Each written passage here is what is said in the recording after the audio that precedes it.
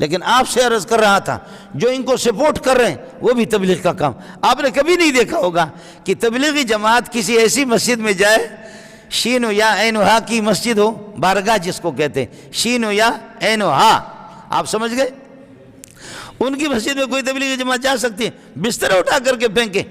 شیعوں کی مسجد میں جا بھی نہیں سکیں گے، یہ اس فرقے کی اس میں نہیں جا سکیں گے، غیر مقلدین کی مسجد میں جا نہیں سکیں گے، یہ کسی کی بھی عبادت گاہ میں جا نہیں سکیں گے. یہ جہاں بھی جائیں گے وہاں کا امام، وہاں کا مؤذن، وہاں کا خطیب، وہاں کا خادم وہ کسی مدرسے کا پڑھا ہوا ہوگا. ان کے لیے راستہ بستر وہاں رکھیں گے کہ امام کسی مدرسے کا پڑھا ہوگا، بستر وہاں رکھیں گے کہ خطیب وہاں کا وہ کسی مدرسے کا فاضل ہوگا، وہاں کا اللہ قبلہ کے خادم کسی مدرسے سے. تو یہ گئیں گے، یہ مہاجر بن کر کے جا رہے ہیں اور وہ اس کے لیے پہلے اسے انصار ہے، یہ ان کے لیے انصار ہے.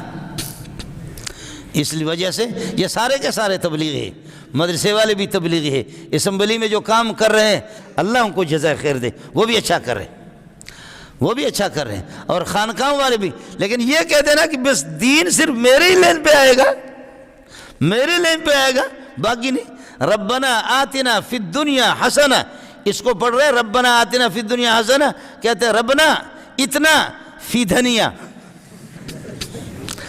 ربنا اتنا، ربنا اتنا دھنیا. جی ہاں، نور اللہ مرکدوں کو نور اللہ مرکدوں پڑے گا تو. اس لیے مدرسے والے یہ بھی کام کر رہے ہیں، اس لیے تبلیغی جماعت بستر اٹھا کر کے یہ بھی کام کر رہے ہیں، اور اس طرح جو تلوار اٹھا کر کے کام کر رہے ہیں وہ بھی.